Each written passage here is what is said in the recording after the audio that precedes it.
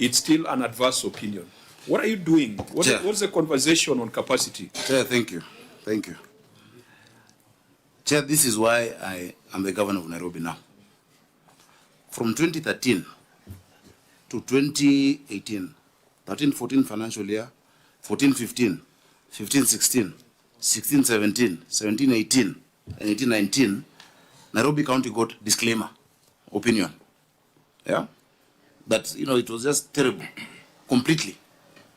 And you remember this is coming from the council, then the first county government. So 13-14 to 18-19 was disclaimer. From 1920 up until now, it has been adverse. The things were, and that is why we took the bull by the horns to go for this position, you know, to say, okay, look, what is the systemic problem? For you to have an adverse opinion, there are many things that are carried forward over the years. The story on pending bills will always be in every audit report. You know, there are things that are carried along that you need to find closure with the Office of the Auditor General for it to move. In fact, it is in this time that Nairobi has gotten its first ever qualified opinion on anything. That is the liquor, the alcoholic drinks, the liquor board. The report for 2023 is qualified. Chair, those are the improvements that we are making in the city. You can't imagine that would have come in after 6 years of disclaimer and then adverse, that I would just come and wave a magic wand and suddenly it becomes qualified. The improvements we're making, for instance, I've told you about the if misusers that we were having. I've told you about e-procurement. You know, the using the revenue reporting modules that are on IFMIS, modules that have never been used. If you have time, we can take you through exactly what we're doing to improve, to make sure now the next financial year becomes better. Of course, the first one, when you get in, you find it's the same people doing the same things, carrying on the same issues. Those changes are made as you progress.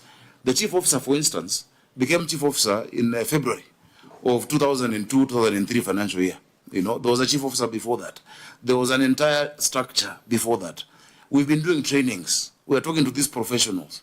We're paying for them the continuous professional development.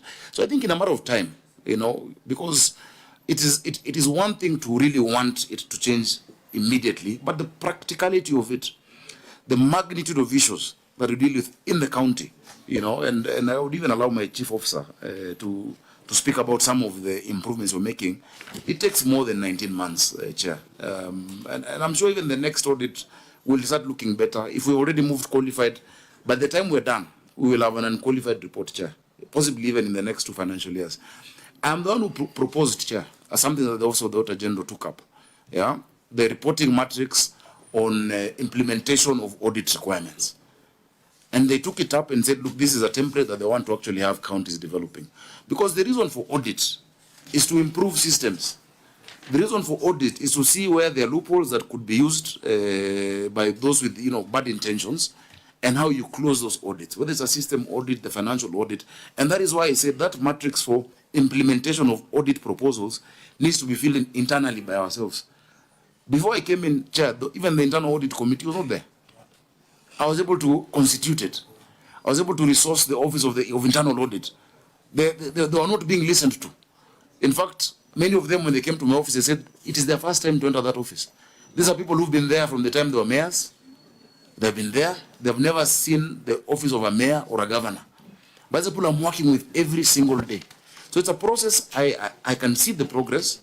It might take a while to catch up in terms of the reporting, but the Office of the Auditor General can confirm to you that there are serious improvements in a lot of these issues. And maybe that's why many people in different quarters are not happy. When you remove all those users, when you remove the people of Hewa who are used to getting 150 million or some of these payments, we're saying are clearly unsupported to facilities we clearly don't know, they will not be happy with that, Chair. But we must do the right thing. And my team knows, and the professionals, yes, that I'm not carrying anyone's cross. Everyone will carry their own cross. Thank you. Your professional responsibility. Don't think that because the governor can explain his issues that you'll hide behind him.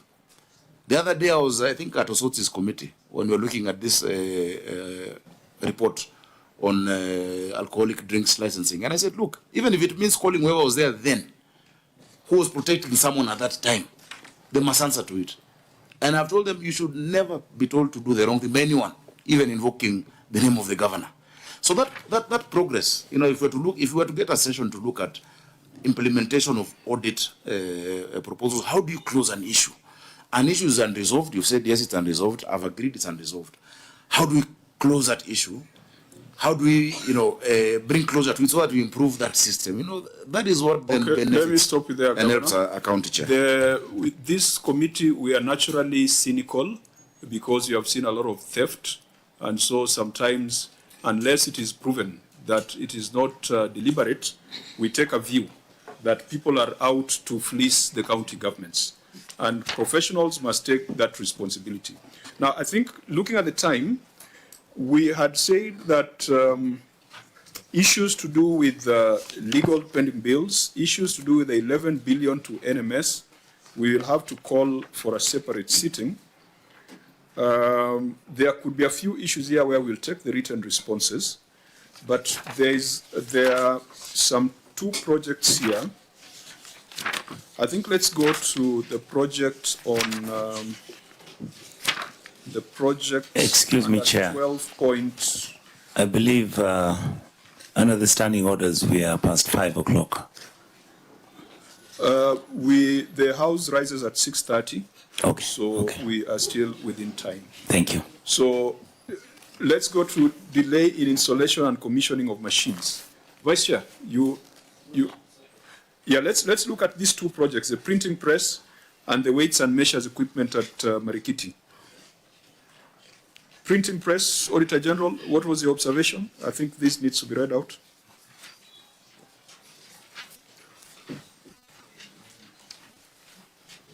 It is on page 20 of your audit report. I think that is under lawfulness.